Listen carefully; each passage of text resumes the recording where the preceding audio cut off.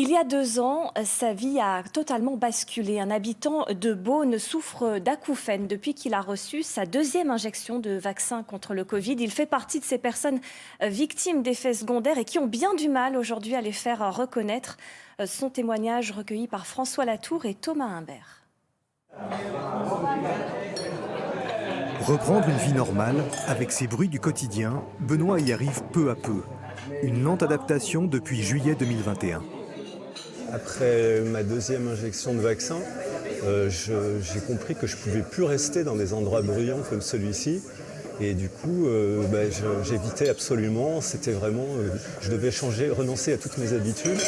Depuis plus d'1 an et demi, Benoît vit avec des acouphènes violents, survenus dès sa 2e dose de vaccin contre le Covid-19. Les acouphènes, la surdité légère, l'hyperacousie sont apparus dès le lendemain. Et puis après, c'était le début du parcours médical du combattant pour arriver à avoir un diagnostic et trouver des solutions pour pouvoir peut-être un jour à nouveau écouter le silence. Au début, c'était vraiment tabou. Les médecins ne voulaient pas, même quand on commençait à dire le mot effet indésirable, c'était pas possible, quoi. Donc on était forcément complotistes ou anti-vax. Moi, évidemment, je n'étais ni l'un ni l'autre puisque je me suis fait vacciner. Et ça a été vraiment difficile. Il fallait vraiment établir la confiance. Pour masquer ses acouphènes, Benoît utilise en permanence des écouteurs à conduction osseuse qui diffusent du bruit blanc. Des bouchons d'oreille l'isolent des bruits ambiants.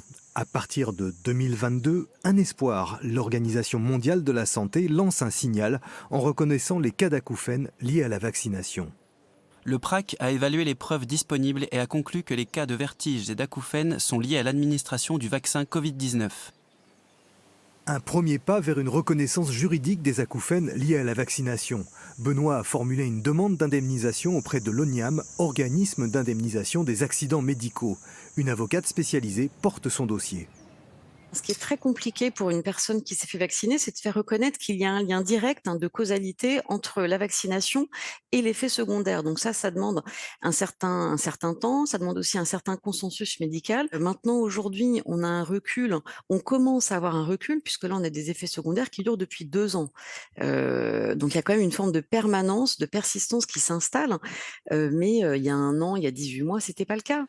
Une demande d'indemnisation qui permettrait à Benoît de couvrir ses frais d'examen médicaux. 25 autres dossiers sont portés par l'avocate devant la seule juridiction en France qui pourrait reconnaître les effets secondaires de la vaccination.